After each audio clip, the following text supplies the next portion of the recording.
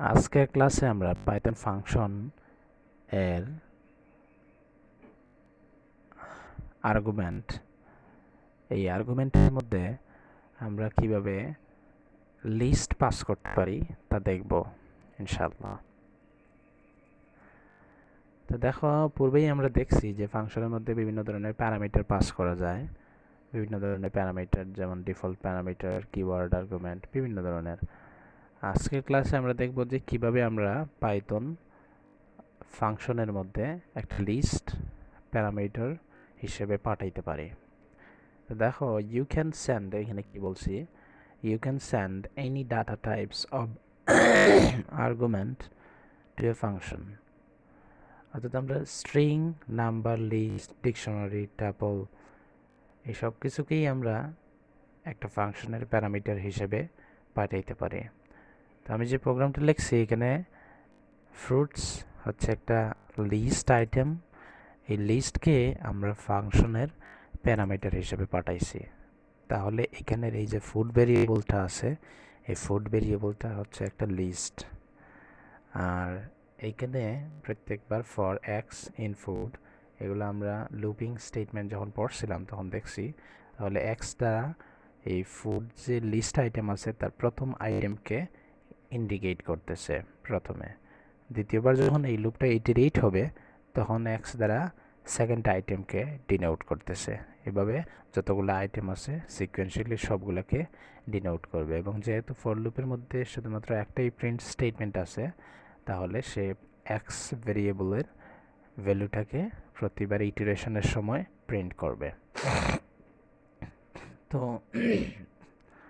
এটা হচ্ছে পাইথন ফাংশনের মধ্যে লিস্ট আইটেমকে প্যারামিটার হিসেবে সেন্ড করার সিম্পল একটা প্রোগ্রাম। নেক্সটে আমরা দেখব রিকারশন। আজকে রিকারশনের শুধুমাত্র এই প্রোগ্রামটা নিয়ে বেসিক কিছু আলোচনা করব এবং নেক্সট ক্লাসে এর ডিটেইলস নিয়ে আলোচনা করব যে রিকারশন প্রসেসটা কিভাবে কাজ করে, এটার ইন ডেপথ আলোচনা করব নেক্সট লেসনে। বাট আজকের লেসনের জন্য রিকারশনটা কি এবং এর একটা প্রোগ্রাম দেখব। তো রিকারশনটা হচ্ছে যখন কোনো প্রোগ্রাম সে নিজেই নিজেকে কল করে, অর্থাৎ একটা ফাংশন অটোমেটিক্যালি সে নিজেই নিজেকে কল করতেছে, তখন তাকে রিকারসিভ ফাংশন বলতেছে। আচ্ছা, এখন এই প্রোগ্রামটাতে দেখো, এইটা হচ্ছে ফাংশন ডেফিনেশন। তাহলে ফাংশনটার নাম হচ্ছে ট্রাই রিকারশন এবং এর প্যারামিটার হিসেবে আছে কে, আর তার ভিতরে আছে কনস্ট্রাক্টর ইফের মধ্যে আছে।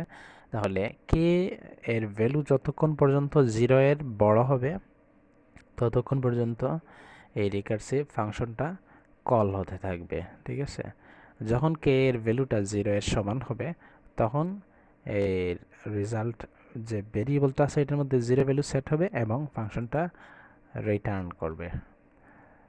আর এখান থেকে ফাংশন কল হয়েছে।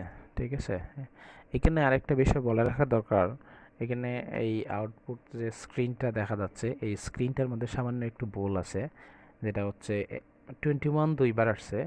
এইখানে হচ্ছে আমি যখন কাজ করতেছিলাম তখন প্রিন্ট স্টেটমেন্টটা এই আরটিএন যে ভেরিয়েবলটা আছে এই ভেরিয়েবলটা দিয়ে এখানে নিচে একটা প্রিন্ট স্টেটমেন্ট ছিল। ঠিক আছে, তো এই জন্য এইখানে 21 আসছে আবার। তো এখানে 21টা এই প্রোগ্রামের জন্য 21টা এখানে হবে না, শুধুমাত্র একটা 21 হবে। ঠিক আছে, তো আমাদের রিকারসিভ ফাংশনটা কল হচ্ছে কিভাবে, যখন আমরা 6 ভ্যালু দিয়ে ফাংশনটাকে কল করতেছি তখন সেইখানে 6 ভ্যালু নিয়ে আসতেছে, তাই না? যখন কে এর ভ্যালুটা তাহলে 0 এর চেয়ে বড়, তাহলে এখানে আসবে। এখানে আসার পরে এই কে এর ভ্যালুটা 6 প্লাস হবে ট্রাই রিকারশন, তাহলে কে -1 তাহলে 5। তাহলে দেখো এটা একটা ট্রাই রিকারশন এবং এটা তাহলে সেম নাম। ঠিক আছে, আর কে -1 তার মানে হচ্ছে 5। তাহলে প্রথমে কল হয়েছিল কি দিয়ে, 6 দিয়ে, তারপরে কল হইতেছে 5 দিয়ে। সে কিন্তু নিচে আর যায় নাই, অর্থাৎ এই প্রিন্ট স্টেটমেন্টটা এক্সিকিউট হওয়ার আগেই ফাংশনটা আবার কল হয়ে গেছে। তো এইখানে আরেকটা বিষয় বলে রাখা দরকার, একটা ফাংশন কল হওয়া মানে হচ্ছে এই ফাংশনের পুরা যে হচ্ছে বডিটা আছে এই বডিটা এক্সিকিউশন হইতে হবে প্রত্যেকবার, ঠিক আছে? তো রিকার্সিভ ফাংশনের এই প্রোগ্রামটা সিম্পল কিছু আলোচনা করলাম। আমরা যখন হচ্ছে এই টেবিলটা নিয়ে আলোচনা করব তখন এই ফাংশনটা এবং এই কোডগুলো আমরা সঠিকভাবে বুঝতে পারবো। ঠিক আছে, তো আজকের ক্লাস এখানেই শেষ। Thank you.